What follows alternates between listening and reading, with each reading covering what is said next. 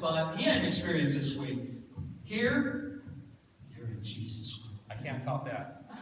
Oh, this is great, Bill. This is great. Share with us what happened.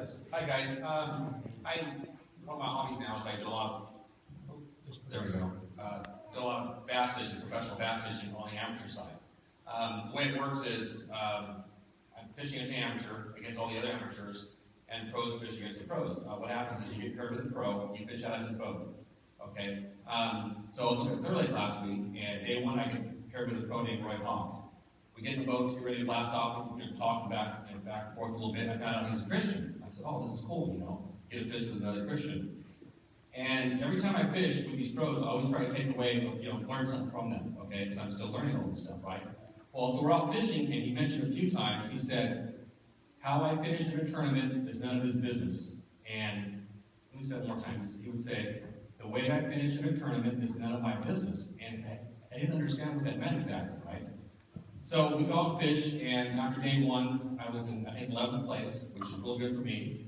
The way it works is you fish 2 days, and then the top 10 in your total weight, you go and fish day 3 for the big money, which I've never made, obviously. So after 2 days, I ended up in 8th place, so I made the final cut, okay?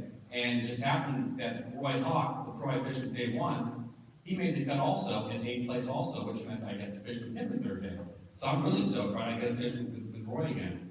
So I talked to him the night before about what we're doing, and he said we're going back to the spot we were out on day 1 where we caught a bunch of fish. He said he stopped there day 2, he left it alone in case he made day 3. So I'm really stoked, right? So we're to meet at 5:30 in the morning at the dock, in the boat, so they get the cameras in the boat, do interviews and all that stuff. So I'm like a kid on Christmas morning, I can't sleep at all, right? So I get up early, I meet him, we get in the boat, get in the water, he goes to start it, the thing is dead, it will not start. The starter is gone, right?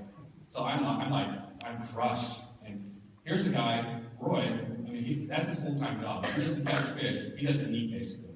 So he looks at me and he goes, I guess my starter went out. He kind of giggled about it. And I could not believe how calm he was about it, right? So we get the boat back on the trailer, and we get back over to the dock area. They actually have a mechanic there to help people out with problems. And I've already kind of given up, saying, well, at least I get a top 10 cut. So the mechanic there fixes the boat, puts a new starter in a few minutes, and we're back in the water. I'm like, oh my gosh, this is awesome, right? Starts it up, runs for about a minute, then it dies.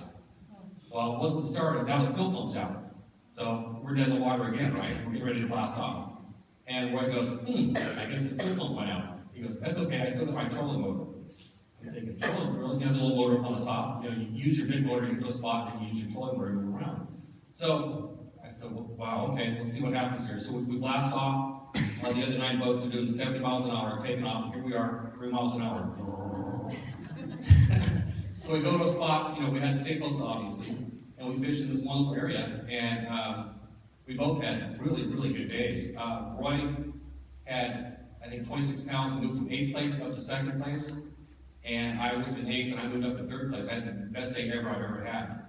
And we both got nice checks. And it was after driving home that it dawned on me exactly what he meant by how he finishes a tournament is none of his business. Basically, it's all to God. Everything in our lives, including where we fish at. And that's what I learned about. You can't stress on anything. You got to leave it to God. My wife does it all the time. We'll have some stress in the house, or something isn't going right. She said, "Well, I'll just leave it to God." I'm like, "Really?" I said, "That's not going to fix it right now."